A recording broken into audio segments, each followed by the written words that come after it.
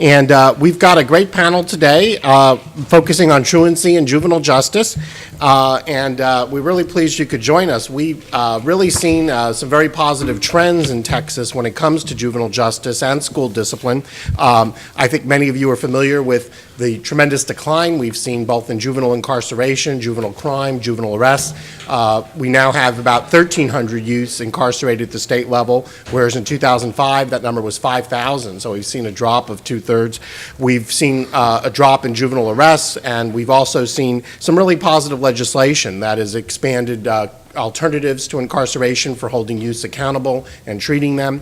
And at the school discipline level, just last session, of course, we saw some legislation we helped draft that became law that limited the use of citations for minor misbehavior in school, criminal citations.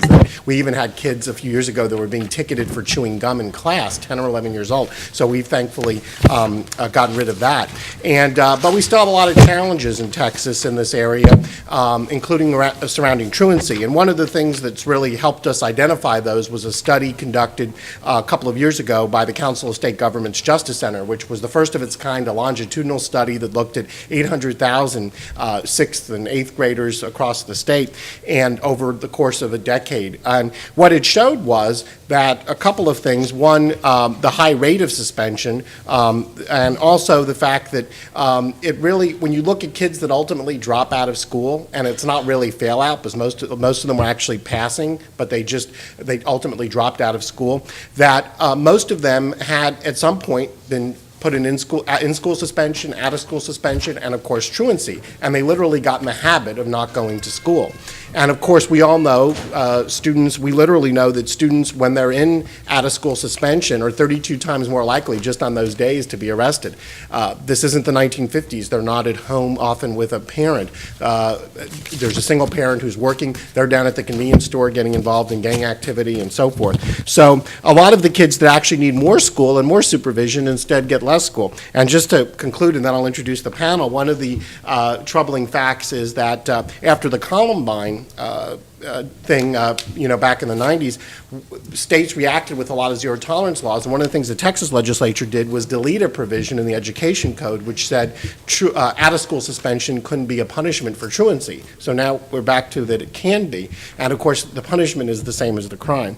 So it is defeating, and what we're looking at towards next session is we expect an interim study to look at how can we address truancy more effectively with less of an emphasis on finding the parent and court processes and more of an emphasis on what can be done at the school level to make sure kids are in school and not on the street. So I'm really excited to have a terrific panel to tackle these issues here today. And I'd like to start by introducing Senator Juan Chuy Hinojosa, who represents the Rio Grande Valley. He's been named one of the top 10 legislators for 2013 by Texas Monthly, and we've had the pleasure of working with him not only on juvenile issues but on adult issues, and really seen the tremendous kind of ability he has to work across the aisle and get things done in the Senate. And so during the 2013 session, he actually authored Senate Bill 975, the statewide dropout recovery bill. Actually, that was an earlier session. So he has a long-standing interest in these issues and really was one of the instrumental forces in Senate Bill 103 back in 2007 that dealt with the abuses at the Texas Youth Commission and ended the placement of misdemeanors at state lockups. So please join me in welcoming Senator Juan Chuy Hinojosa. Thank you.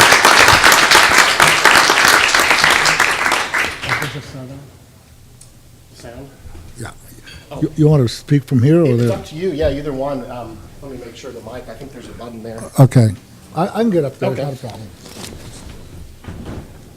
Yeah, if you want to sit down, if you just push the center there, it'll turn on the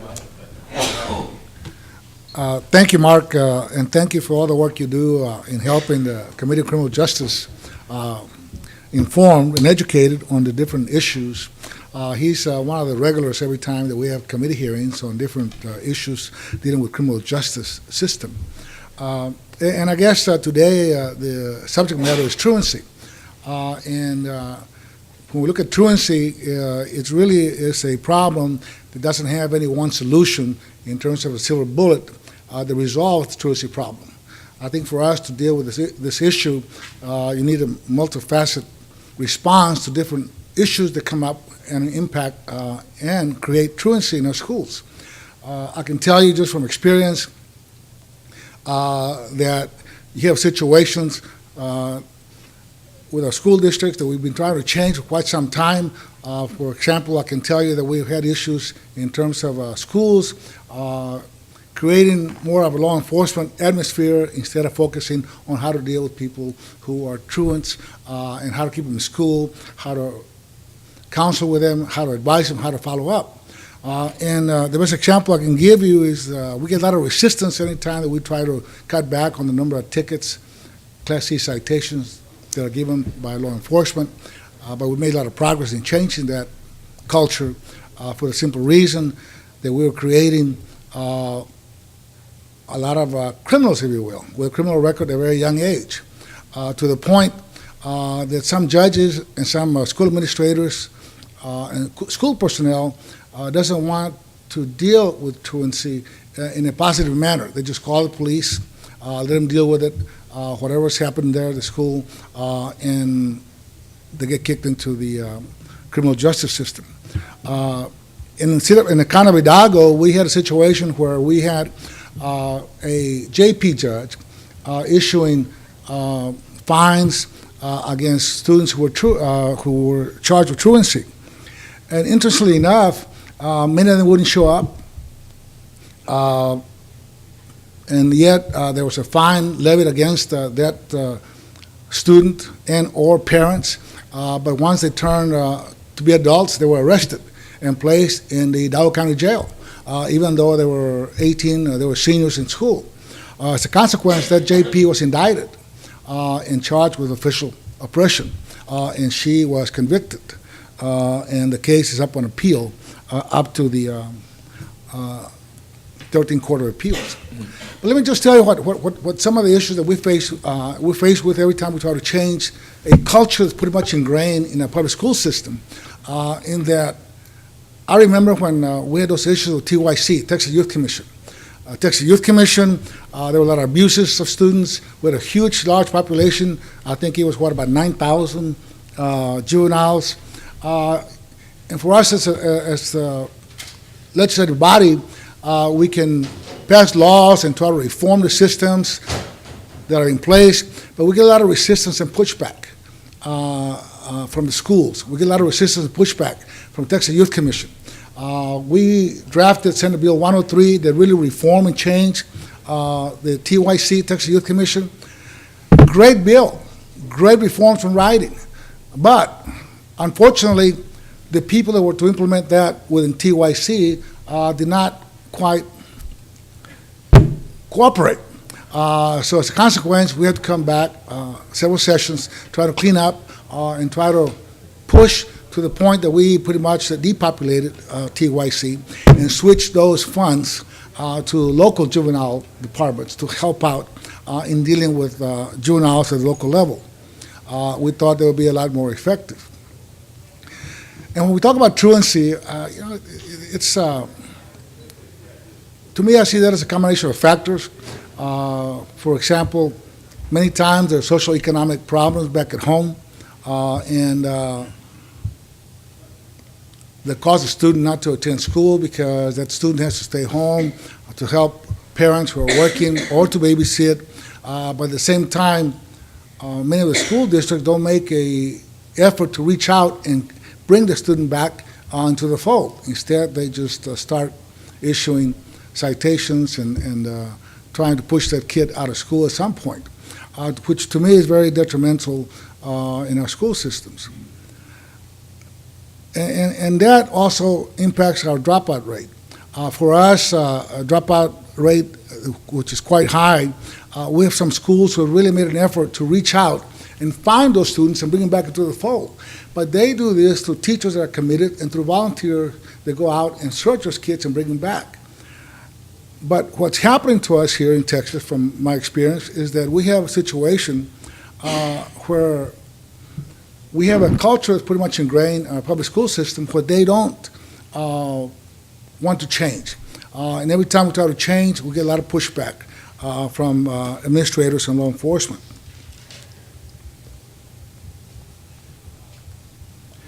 I think dealing with truancy for us, we also know that a lot of the issues dealing with mental health and special education students, many of them end up being a higher percentage of not attending school or having issues at home or not having the proper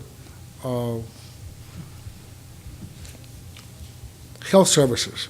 And at the state level, we appropriated $2.6 billion to the mental health issues across the state of Texas and increased funding by about $300 million this last session. Again, in trying to deal with the different issues that are impacting our kids and force them to drop out of school. And what's really, to me, has always been very important is that kids get bored. And they don't have other activities in the community. I think Boys and Girls Club play a very important role in encouraging our young people to stay in school, get active and involved. Otherwise, they end up joining gangs, they end up staying home, they end up stop playing hooky. And one of the things that I've seen with our young people is that many of them, quite frankly, drop out of school because they get bored with the education they're receiving. This last session, we tried to make changes in what was required to graduate to give students different options and alternatives other than going to college. Because some of the students are very smart, very intelligent, but at the same time, they don't want to go to college, but they do want to learn in a technical career. So we made those changes in our graduation requirements so that those young people have an option and be interested in staying in school instead of playing hooky. I think for us as legislators, that we try to make these changes, we get a lot of resistance. By the same token, I also understand that we are only one of two states that really issue citations, Class C misdemeanors for truancy. And to me, this ought to be an issue that's handled by administrators and teachers and not by law enforcement. And with that, I'll stop. Thank you.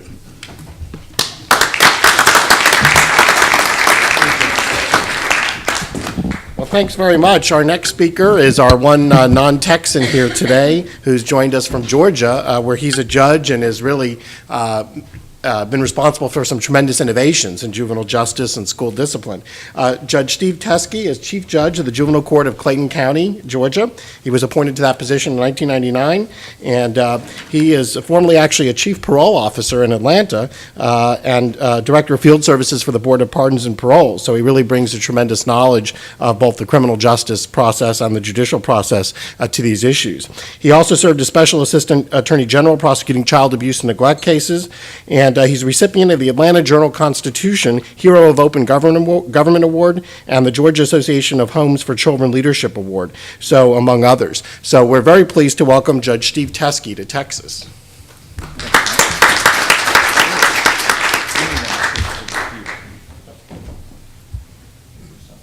Unless there's a clicker here.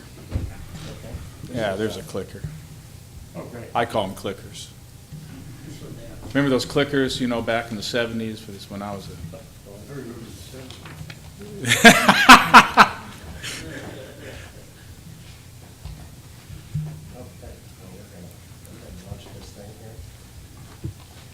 All right, great. Thank you, Mark. I appreciate the invitation. It's a pleasure to be here, an honor and welcome from hot Atlanta.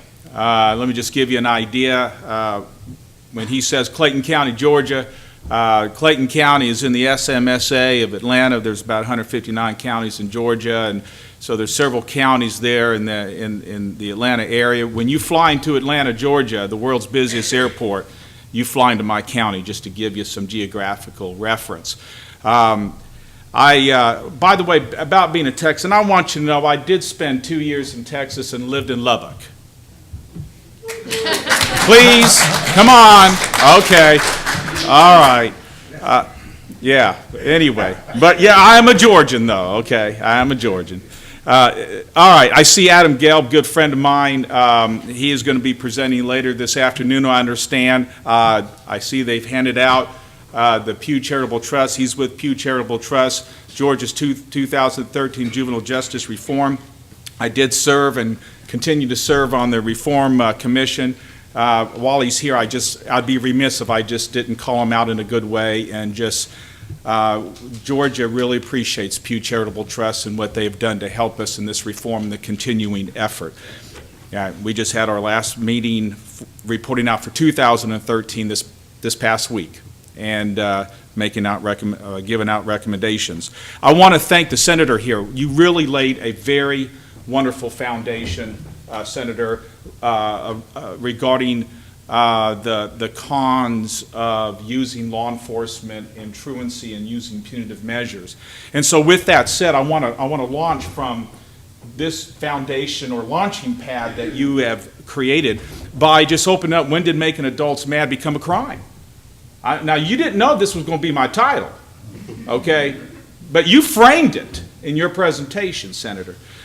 So it's about increasing graduation rates using best practices in school discipline.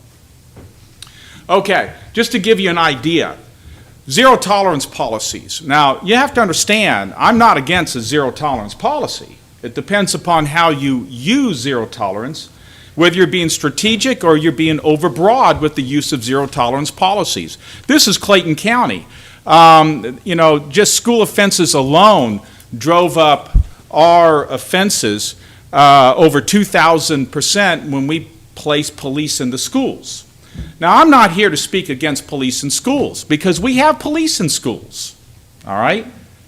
And in fact, a lot of folks think that because the way that we have worked our police in schools, it has actually become advantageous for our students, where police have actually helped to promote graduation rates. It's about how we use the stakeholders in our community. By the way, 92% of those arrests that were made were misdemeanor offenses, not felonies. Okay? Misdemeanors, disorderly conduct, school fights, things of that nature. Okay? Things I did. I dare to ask how many in here, by raising their hand, if you're willing to do that you committed some type of delinquent act when you were a teenager. Yes. Thank you. Thank you. God, yes. Very good. Amen. Yes. Okay. Yes. The true self set you free. Brother and sister, confess now. Okay? For those of you who didn't raise your hand, either you're not telling the truth or you lived a boring teenage life. You're the one I would not hang around with when I was a teenager. Okay, there. All right, Mark, let's hit the next one there. So what we did is that, using judicial leadership, seeing this going up, and what was going on at the same time is our juvenile crime rate was going up. Our graduation rates were going down. They hit an all-time low of 58%, okay? Something had to be done. And so, the question now, who's going to do it in a community? All right? Now, we're looking at a local community, but I'm going to end up making some suggestions, since we have senators, representatives, statewide policymakers here as well, that might be helpful for consideration, in terms of policy consideration, when you get to the Capitol, okay? And so let's start, though, at the local level and see how we can maybe broaden this to a statewide level. And we know that that can be a difficult task. But what we did is that we as a judge, I called everyone together. Usually people, school superintendents, police chiefs, usually when the judge calls, they'll be nice and calm. They're not going to tell me where to go, okay? They may not necessarily like my personality, okay? But they'll come, all right? And so I brought the chiefs of police together, the school superintendent, and we spent 9 months negotiating an instrument, okay, just around the school offenses. Now, this leads to truancy, because truancy came up in this 9 months of conversation. And so what we decided to do was create what was called focus acts.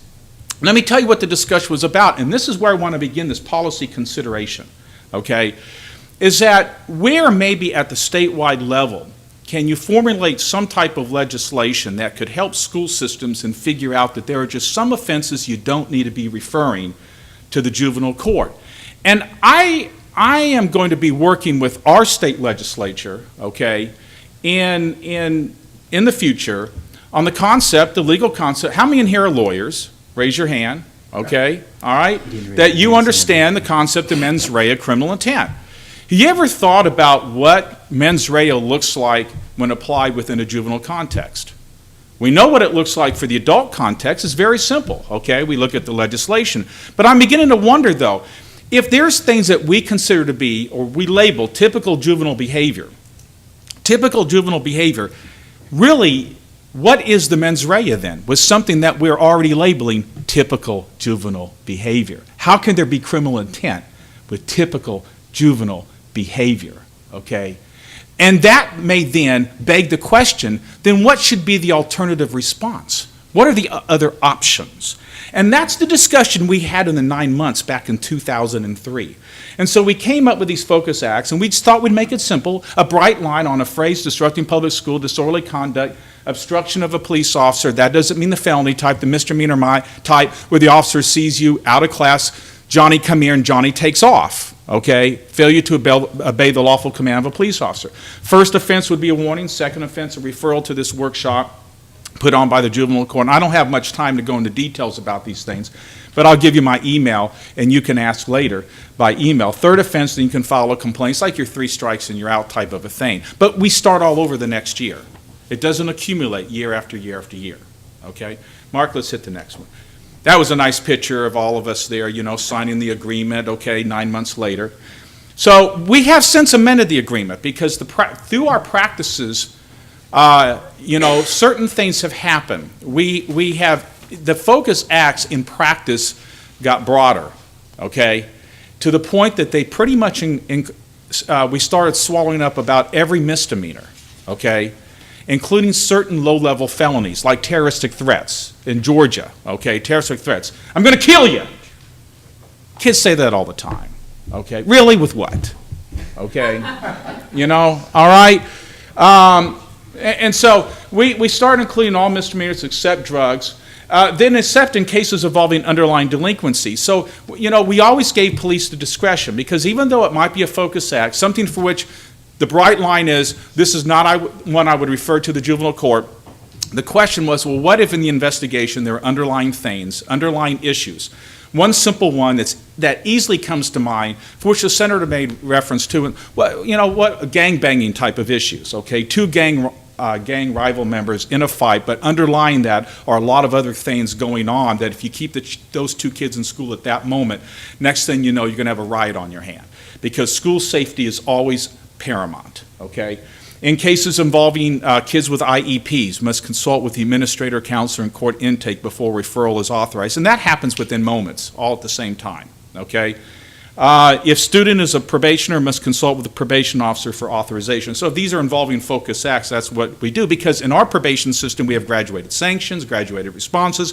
Probation officers have ways to deal with those kids. That's much quicker, can happen right then and there, okay? Without having to go through some written formal process and filing and so forth and so on.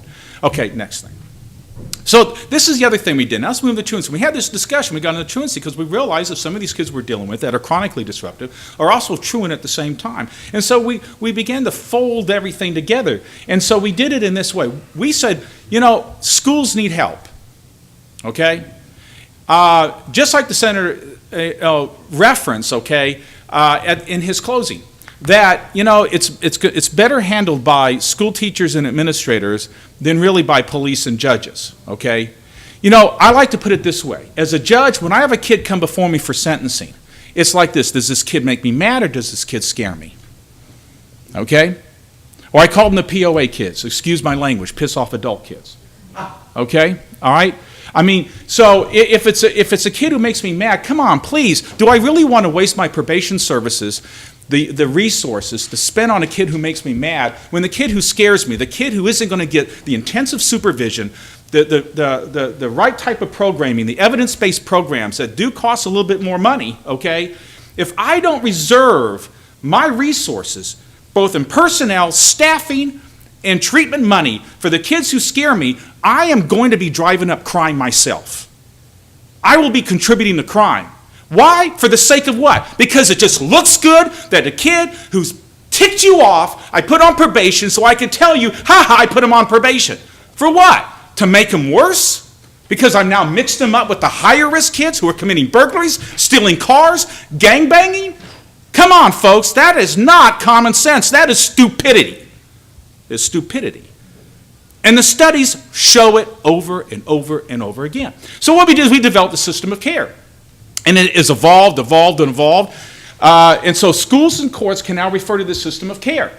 This system of care is so effective now, okay, that our Clayton County Board of Commissioners and our school system have entered into a memorandum of understanding where now they, together, all right, financially support the system of care.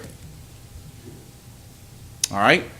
During this time of economic downturn, in this great recession we call it, they found a way to go deep in their pockets to find the money because they started seeing what? And before I go to it, the Quad CST, Clayton County Collaborative Child Study Team, is part of the system of care. That's their first referral. They go in, and there's a multidisciplinary committee of providers, our social services, our mental health, and they have this assessment instrument. They have a needs instrument. They do risk and needs. They come up with a treatment plan. They're monitored, and they go on. Now, let's go to the next one real quick.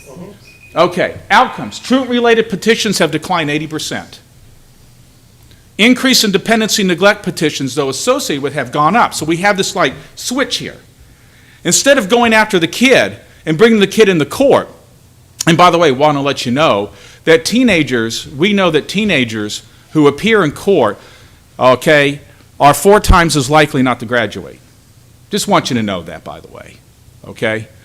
83% improvement in classroom behavior, 23% increase in math and reading scores, and a 24% increase in graduation rate since 2004. Okay, next slide. I'm coming to an end here. Now let's move on here.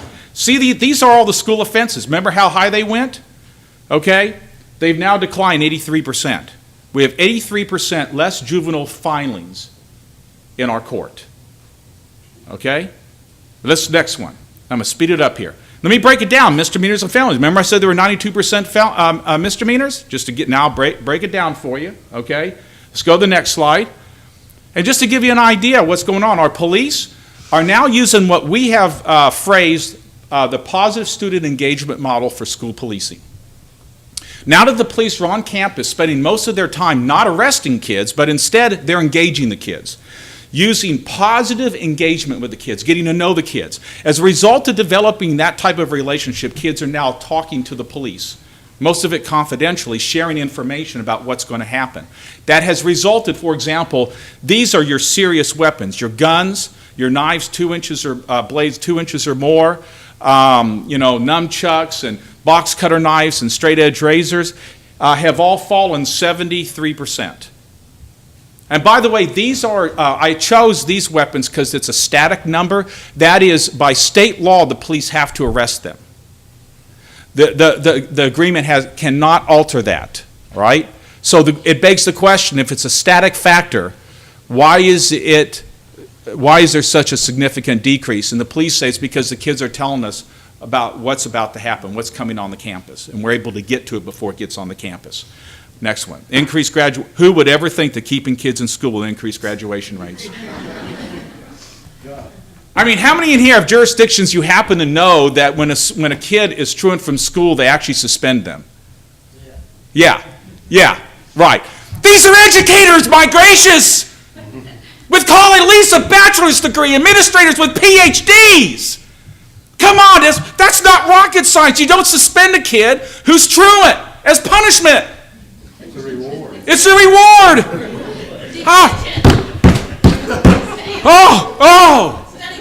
My, yes. Thank you. All right. Next one. Yeah. Okay. So, just to give you an idea, for those in here who might be, okay, well, how does this impact the rest of the county? Okay. Now, forget JDI. All of this was because we are a anti-KC juvenile detention alternative, but it was inspired by their 8 core strategies. But notice, just look at the blue line complaints. By law, we have to accept complaints. Whoever files it, we have to accept. We can't turn it away. That represents a 60% decline in juvenile crime in our county. Okay? Next one. You break it down.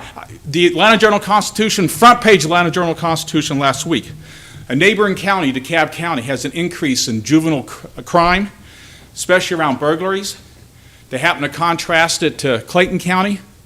We had a 60% decline in juveniles committing burglaries, okay? They were wanting to know why. Of course, they did that story around the Reform Commission. Like, well, I guess that's why the governor put Teskey on the Reform Commission, okay? Next one. Last slide. Don't let appearances mislead you. 70% decrease in average daily population in our detention center. Wow, Teskey, you are soft on crime. Oh man, what a liberal. Okay? 12.4 average daily population in our 60-bed holding facility. 43% reduction in the average length of stay, 64% reduction in average daily population of minority youth, 43% reduction in commitments to the state, a 40% reduction in commitments of minority youth, yet a 60% reduction in juvenile arrests and a 24% increase in overall graduation rates. Okay? I wonder who really is tough on crime. So goes graduation, so goes juvenile crime. Don't ever forget that. All right, thank you. Thank you.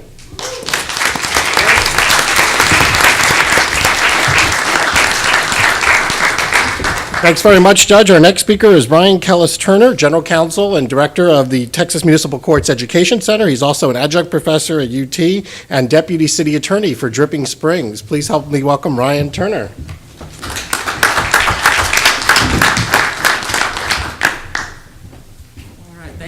Thank you, Mark. It's a pleasure to be here again. This is my third time to speak at the policy orientation. I would be remiss if I were not to also thank Senator Whitmire. I understand I am the substitute panelist. However, I am always happy to be his second string backup, so I'm happy to be here. First of all, I want to just talk to you about 4 points today. First of all, we continue to have this discussion. If you've been reading the newspapers, you've been watching your Twitter feed, you've seen that the school-to-prison pipeline continues to get a lot of media publicity. I have a little bit of a concern that these things could get politically charged when they really need not be. Especially in Texas, we've proven that this is really a nonpartisan type issue. This is about just making common sense of good public policy and identifying where problems exist. We are still waiting to see good social science that can prove that there is such a thing as a classroom-to-prison pipeline. There are critics of this theory. But what I would tell you that no one can debate is the existence of a school-to-court pipeline. We have the data in Texas. I'm the general counsel for the Texas Municipal Courts Education Center, and I act as a liaison between the municipal courts of the state of Texas, the Texas legislature, and we do a lot of work through the Texas Judicial Council, which is the policy arm of the Texas judicial system. And what we can tell you is that while only 50,000 kids a year actually see the interior of a juvenile court in Texas, historically, 200,000 children have seen the inside of Texas municipal courts, and they're not being treated under the civil laws that we've had for most offenses. They've been treated as criminals, as mentioned by Senator Hinojosa. And so I want you to at least begin, as you think about these issues, that there's definitely a difference. We can debate the theory of a classroom-to-prison pipeline, but in Texas, there's really no reason for us to have a debate about this classroom-to-court pipeline. Secondly, I want to talk to you about this notion of outsourcing of school discipline. This last legislative session, I was asked to draft legislation on behalf of the Texas Judicial Council. This was a key issue for Chief Justice Wallace Jefferson, the Juvenile Justice Committee of the Texas Judicial Council, which was chaired by Judge Orlinda Naranjo. We actually we took testimony for about a year and a half, listened to perspectives from across the board, came up with a series of 4 core recommendations, and then prepared legislation that was submitted to the Texas legislature. And it was sponsored in the Senate by Senator Royce West. This has become the law. And as we were going through this process, one of the things we really see is that you need to delineate in your minds as public policy officials between outsourcing of school discipline versus truancy. Okay? First of all, school discipline has to do with how kids are acting when they're at school. You're talking about truancy, they're not at school. Secondly, in Texas, we have made this much more complicated than in other states. As the senator alluded to, Texas is one of the only 2 states in the union that has criminalized truancy. All right? And repeated efforts to decriminalize it have failed. And I'm going to tell you why. Because our civil juvenile justice system cannot handle the volume. And that is the reason why they created two forms of it. Truancy is civil. It's dealt with through juvenile probation services. Failure to attend school is dealt with, which is the criminal version of truancy, is dealt with by municipal and justice courts. And those courts are designed to rapidly and efficiently and effectively move cases. So to try to return all those cases back over to the civil side has met with opposition. And I believe the solution is going to be going forward to utilize the resources that we've established in our municipal and justice courts to deal with these things in a less punitive way, which focuses more on the cause of why these kids are not going to school. That's kind of the direction that this issue has been going in terms of policy. Outsourcing of school discipline, that is a real key issue. Senate Bill 393, which was the bill that I was involved in, is a very broad bill. It's actually 3 bills rolled into one. And what it does is it tries to find this fine balance. We recognize that school administrators and school officials aren't like, folks who are operating the pizza shop at the local mall. They have a responsibility to maintain order and discipline with school-age kids. And so what Senate Bill 393 says is that the use of tickets really doesn't serve anyone's interest. I mean, they're easy. They're easy for cops. They're easy for schools. They're easy for judges and prosecutors, but they're not good for kids and they're not good for justice. So what Senate Bill 393 said is that, with the exception of traffic offenses, we're no longer going to use citations as a way of filing these cases in Texas criminal courts. You're going to have to file complaints. And when you file those complaints, you're going to have to provide information that will allow judges and prosecutors to know if this is truly something that deserves the resource and time of the Texas judiciary, because we don't have that much time and we certainly don't have that much resources. So the third issue I want to talk to you about is just this issue of what actually did get accomplished. One of the things that the judge from Georgia has spoken to you about is this whole idea of mens rea. Believe it or not, in Texas, until September 1st of this past year, if a child threw a rock at a $51 window, he would be legally incapable of having the culpable mental state to commit the crime of criminal mischief. But if he threw a rock at a $48 window, because that's a Class C misdemeanor, game on, he's a criminal. Senate Bill 393 fixed that. We now have amended the culpable mental state statute to make it clear that there's a presumption that children under the age of 15 do not have the culpable mental state to commit Class C misdemeanors with the exception of traffic. That's a major step forward. The next thing that we've done is we really don't want these kids going deep into the juvenile probation system and hanging out with gangbangers and veteran experienced pro-criminals. And the benefit of using municipal and justice courts as your gateway courts is that these are not courts that handle felons. And what we have done, and I want to give a shout out to the late, great Professor Bob Dawson. I know many of y'all know Professor Dawson and his work in Texas public policy. He created the system of juvenile case managers. And the juvenile case manager is like a social worker, probation officer who gets involved at the front end of a case in an interdiction system. Not for kids who've gone deep into the juvenile justice system, but for kids who are committing gateway at-risk crimes to stop them from going deeper into the system. The Texas Senate, the Texas House, Governor Perry showed a real commitment to our juvenile case manager program this last session. We've increased a mechanism for funding. The governor is going to have more opportunities to provide funding for local governments to create juvenile case manager programs. And these juvenile case manager programs exclusively work in municipal and justice courts where the most children are being seen. That's a step forward for the state of Texas. The other thing that we've done is, in terms of truancy, we adopted something 2 sessions ago, or last session, now it's 2 sessions, called truancy prevention measures. Too often, we had schools that would do nothing. They would let kids go half a year without attending school, and then they would file 30 criminal complaints against a child. Child's school year is lost. They might be facing thousands of dollars in criminal fines. That hardly seems fair. So what the Texas legislature passed 2 sessions ago are these things that are called truancy prevention measures that make it a condition precedent. If a school has not adopted a system of prevention measures and attempted to apply them, that's it. You can't file that case in criminal court. This session, we clarified it. We made it clear that if you have not adopted those prevention measures and you have not attempted to apply them, the court has no jurisdiction over that case. And that's a substantial step to preventing kids and their families from needlessly being brought deeper into the system. Finally, I just want to talk to you about a couple of problems that we're going to have. Legislation is never perfect. You always have many people trying different bills. And this last Thursday, on January 2nd, we got our first Attorney General opinion that shows us the first conflict that we have in attempts to try to improve our system. GA 1035 came out on January the 2nd, and it has to do with confidentiality of juvenile records, and there were two different approaches that were utilized. One approach, which was from House Bill 528, said let's treat them just like they're in juvenile court. In other words, it'll be confidentiality from the get-go. The approach that was supported by the Texas Judicial Council was what we call conditional confidentiality. It's a criminal case. It has to be open initially. Once the kid does what they're supposed to do, then we're going to seal the records to the public. Both those bills passed. Both those bills were signed into law. And for the next 2 years, judges in this state are going to be left wondering which one to follow. The thing that I'd like to remind all of you who are in the public policy arena, and this is a big deal, under the Texas Constitution, criminal court proceedings have to be open to the public. The state of Texas can't say we want to send all these children to criminal court, but at the same time say we're not going to allow the media or Texas Appleseed or the University of Texas or Texas A&M Research Institute from being able to access and inspect these records. Under House Bill 528, that's it. Texas Appleseed, Texas A&M, Texas Public Policy Foundation, you'll have no idea, you'll have no ability to know what's going on in municipal and justice courts because those records are confidential from the get-go. I'm going to propose to the Judicial Council that, at a minimum, the legislature consider a policy that is like juvenile court. We will, even if you have them closed, there has to be some mechanism where you can request leave of court to inspect those documents with a show of good cause. And that's something that's a problem that's going to need to be addressed.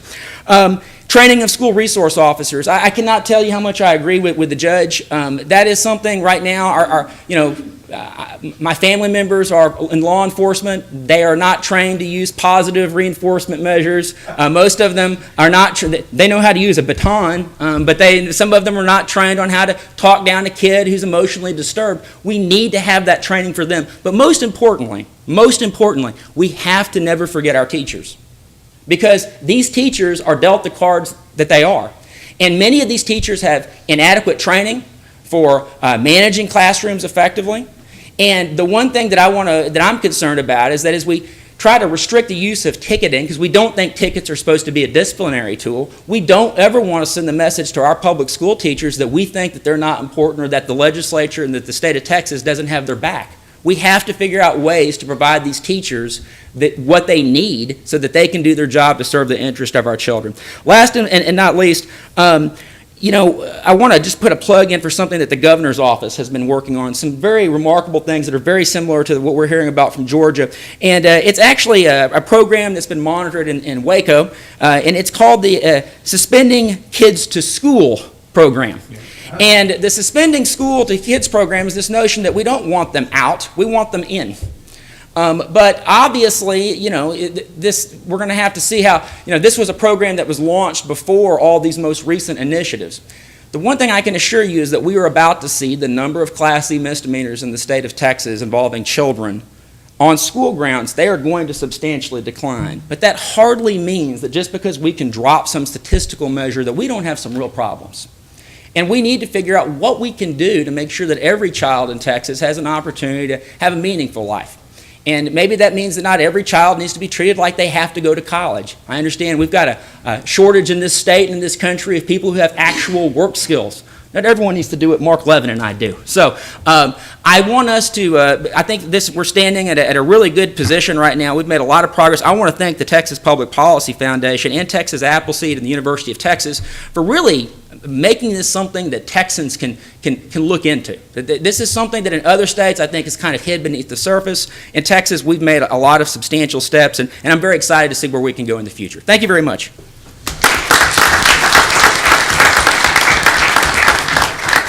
Well, thank you very much. Our final speaker, last but not least, State Representative James White, who I've had the pleasure of appearing before. He's done tremendous work on the House Corrections Committee, and he was, of course, an infantry officer in the U.S. Army, and he also serves on the Agriculture and Livestock Committee, and in fact was vice chair of our Corrections Committee and did a wonderful job. Please welcome Representative James White. Thank you, and thank y'all. And I'll definitely try to use the infantry officer's motto: be bold, be brief, and be gone. Real quick here. Look, I had a very exceptional time this session, or the past session rather, on corrections, serving under the leadership of Chairman Tan Parker, and just an entire realm of juvenile justice. We were able to do some constructive things. Obviously, we have some constructive items to address. And I think, at least from my standpoint, and I'm really interested to see how this is all going to come out, I believe it was Senator Rodriguez sent over to us a bill which I was able to sponsor, which will allow our juvenile chiefs from around the state. There's a committee that's been meeting apparently and is going to look at how we fingerprint juveniles in these low-level Class C misdemeanor type cases and see if we can come up with some other alternatives. I had the pleasure, if it was a pleasure, when I was driving back home on Christmas Day from family, I decided to stop at Mart. That's another infantry officer thing. You don't show up when they want you to. And, you don't tell them you're coming. But the McLennan Juvenile Justice Facility there in Mart, obviously they had some challenges there early last fall, and we stopped in there, met some wonderful people, met some people that are working very hard. We had some observations that we've shared with the leadership at TJJD, and I actually spoke with them this morning about some of those observations. Nothing sensational, nothing, if the press of the media is out there, okay, nothing sensational, just real constructive type detailed things. But one thing that we will address this session that can be sensational is I did see a few young people there around 10, 11 years old that seemed interesting and intriguing. Usually my test, Mr. Chairman, is when I go back home to see if things make sense. Every second Sunday, we have the Hillister Men's Baptist Church breakfast. And I just look at a piece of legislation or some policy or something we're doing in the state, and I ask myself, can I sell this to the Hillister Men's Baptist Church breakfast on Sunday? And I don't think I can sell that, especially with some of the sensational things we've had, sentencing commitments we had in the state, especially up in North Texas over the past year. I don't think I can sell. Why am I committing the people of Texas into putting a young person at the age of 10 or 11 years old in maybe a 16 by 16 by 20 sale? And I did talk with our folks from TJJD about that, and obviously they had some, they're concerned about that also. There's some interaction and engagement we're going to have to look at with our Child Protective Service, because obviously these young people that have done some very serious offenses, there were also things leading up to that. And so we need to really address that situation.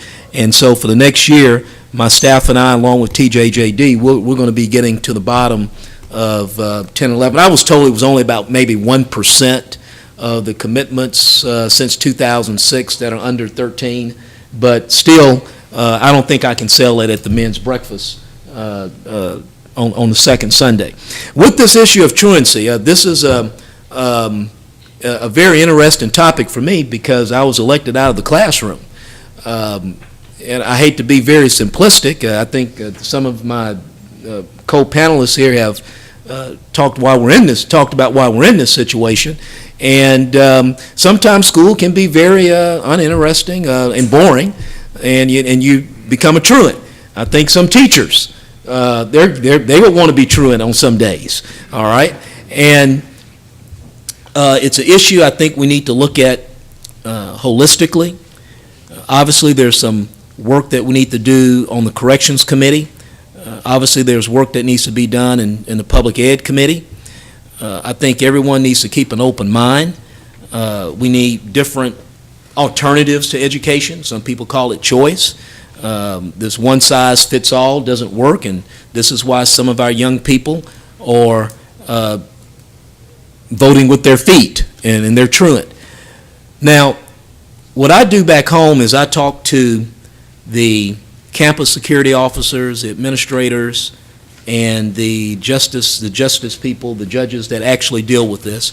And I will probably do it during the balance of this panel. I know my co-panelists have discussed how we've tinkered here and moved this on the state code and whatnot.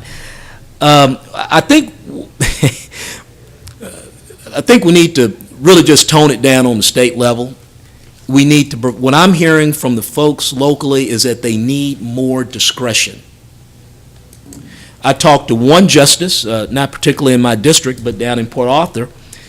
He believes he needs some of these more punitive measures. But at the same time, he has a very aggressive and productive drug program where he has drug testing. He has industry on board in his community that provides incentives, positive incentives to get these kids back in school. And so he wants to keep some of those more tough measures as a stick as along with his sweeteners. And then I talked with a municipal judge that handles these cases in my county. And she says she would just like to have an opportunity to bring in the parent and the child. Obviously, the school will be in there and just ask a simple question. Why are you not going to school? And she says she's found out instances where the kid says, well, the mother or the father or both maybe work at night and they're not able to wake them up. And the kid just says, I just wake up late. And so they just go down to the dollar store and buy an alarm clock, issue solved.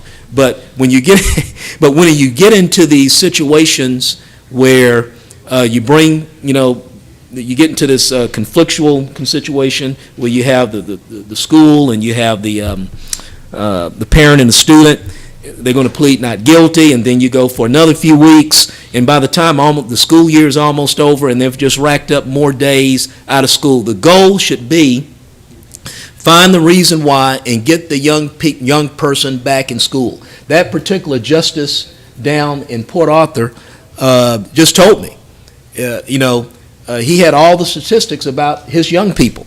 The more they're in school, the more they are, their readability level is higher. They graduate and they're able to get good jobs. So what I think the best thing we can do as state legislators is to provide more discretion down to the local level, get these things out of the criminal court. Not coming to school, not all the time is a criminal offense. And again, even teachers may not want to show up due to it being not entertaining and exciting and that sort of thing. So what I had to bring to you is not as very policy driven. It seems very simplistic. Get it back down to the local levels. Be open to other models of education. I think we did a good job this session on toning down all these bureaucratic type tests and getting more discretion at the local level. Again, discretion as far as curriculum programs that they know that their students and their parents will be interested in engaging in. And I think if we do that, along with some of these other innovations that my good friends on the panel have discussed, we can get truancy down, get kids back in school, and have a productive state. Thank you very much. Thank you. Well, we are going to make sure none of you are truant from the luncheon with Governor Jindal, but we do have about 15 minutes here, because luncheon's at 12:30, so we do have 10 or 15 minutes here for questions, if anybody has one. Let's go down here.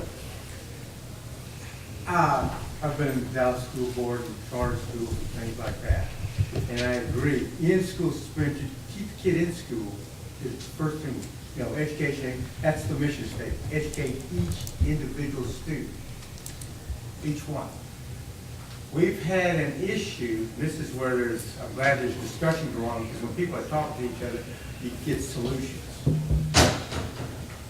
A lot of these kids don't care if they go to school, and their parents don't care, because if they can get them into special ed, they get more benefits, and if they graduate, they may lose the benefits. We see that more in the agricultural area. But what do you suggest to encourage the parent to make sure the kid gets to school? Because that's where your lower courts of health say, Mama, or daddy, if this kid's not in school, you're gonna miss a day of work, or you're gonna get a fine. And it's amazing when that is communicated to a parent, they become part of the solution. What is a way or a solution not to have to criminalize the parent? Judge? I think this is on. It's a good question, and it involves different variables, approaches, depending upon the dynamics of that family.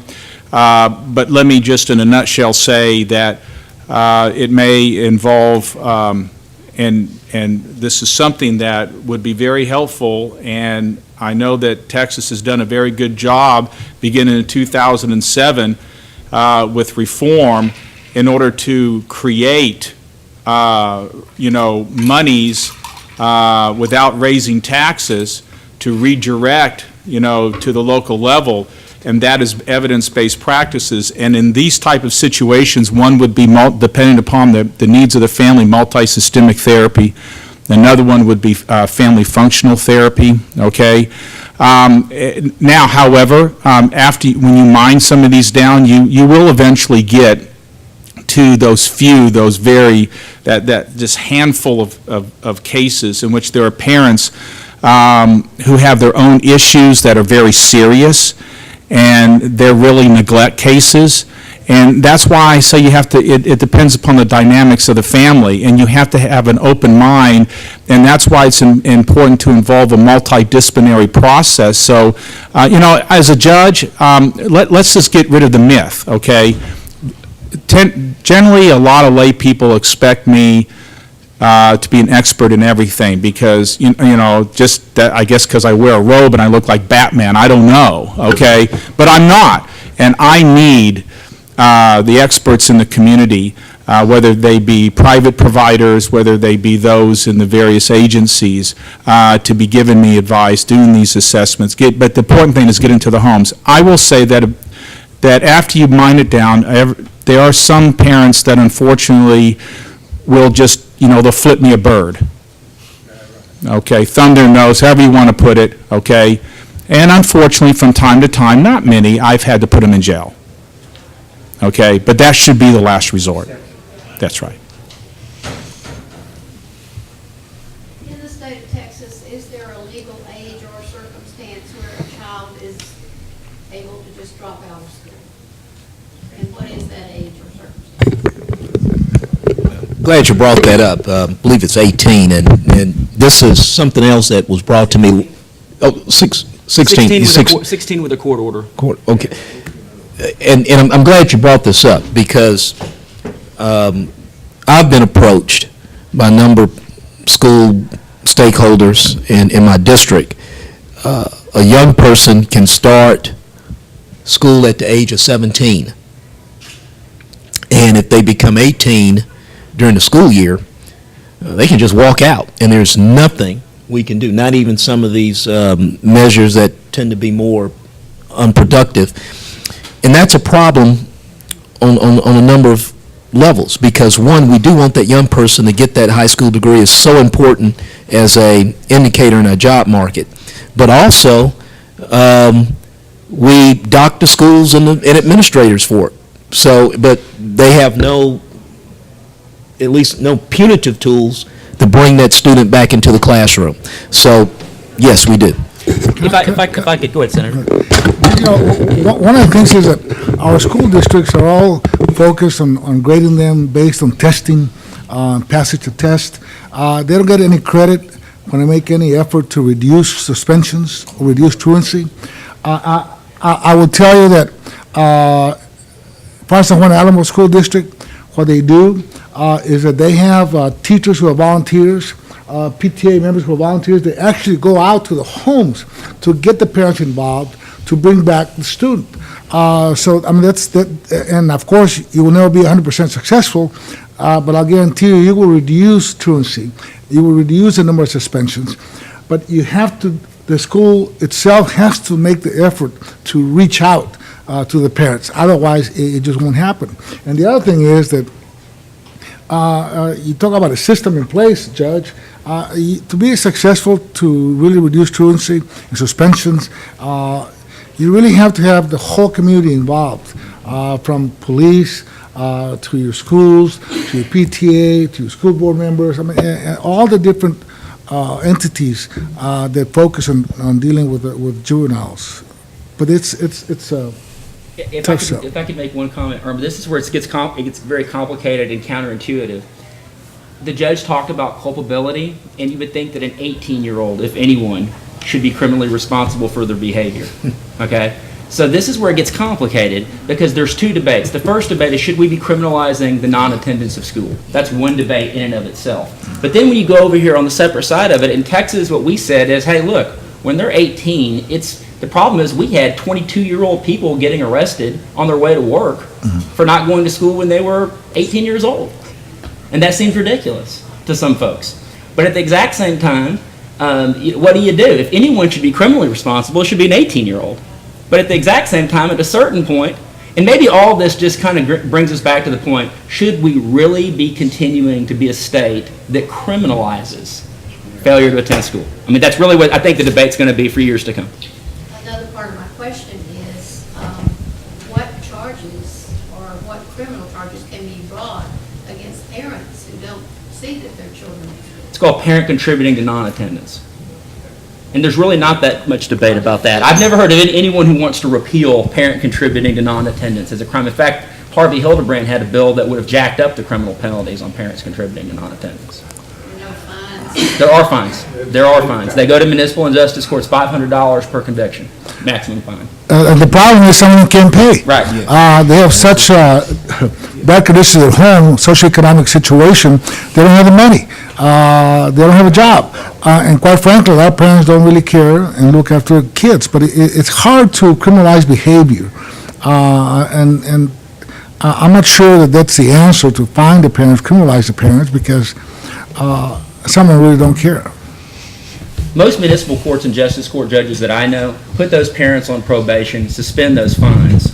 That's the discretion to the judge. But certainly, if you have a family where no one has graduated from high school and they don't appreciate the value of education, it does seem hard to judge those people. And also, as the senator points out, if you're fining them and they can't pay the fine, they're entitled to discharge it by community service. That might mean they're not working and earning a paycheck. That's not very productive for Texas either.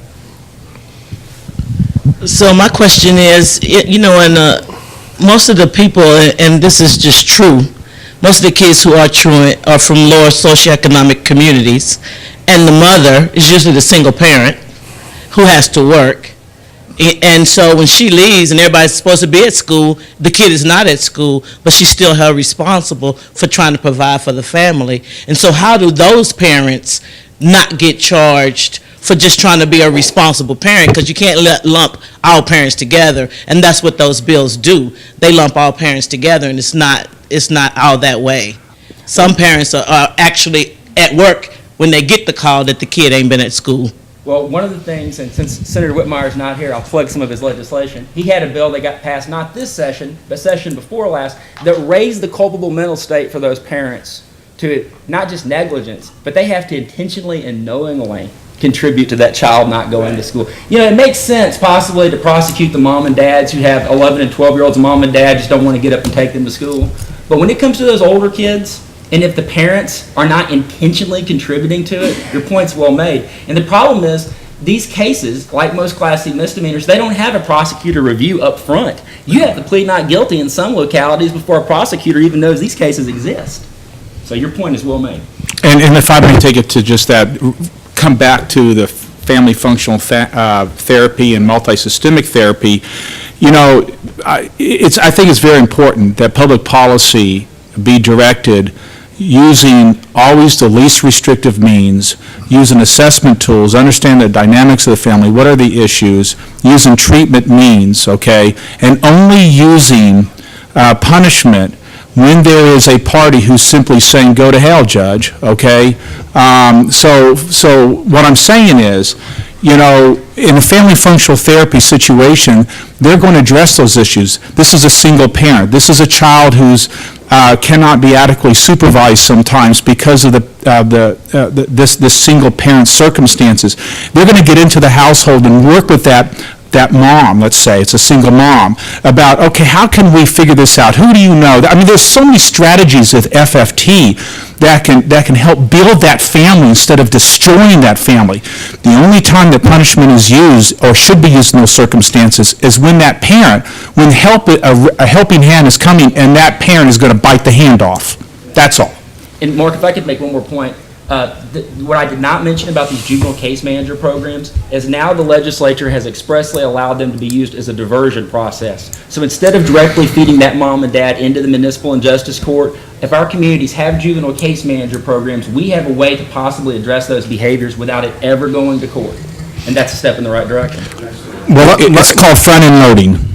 I know we need to wind up soon. One of the things I wanted to add to the discussion is I know Michael Williams, who's our commissioner of TEA, is interested in incorporating some of these issues into the school accountability system. And I would suggest to you that one of the things we could look at in rating schools is how they address these issues, and particularly, for example, looking at what percentage of kids are taking, that were enrolled at the beginning of the year, are there to take the end of course exams and so forth. There's certainly been, we don't have the data, but there's a question of, since these kids that are suspended or having disciplinary issues or truant, that they're the ones who are most likely to fail these exams, that how much incentive is there to really have them in, knowing that that's going to hurt them. And so the school, ironically, that does a lot to get these kids back may have a lower passage rate on some of these things, but it may be that a larger percentage of the kids that were enrolled at the beginning of the year are actually taking the exams that aren't falling off throughout the year. So I think we need to look at all the data and look at the percentage of kids that are staying in school, and it's better that they stayed in school and failed the exam than if the school just kind of washed their hands of them. So I hope we can look at all of that in the coming year. I want to just conclude by thanking the panel and thanking all of you.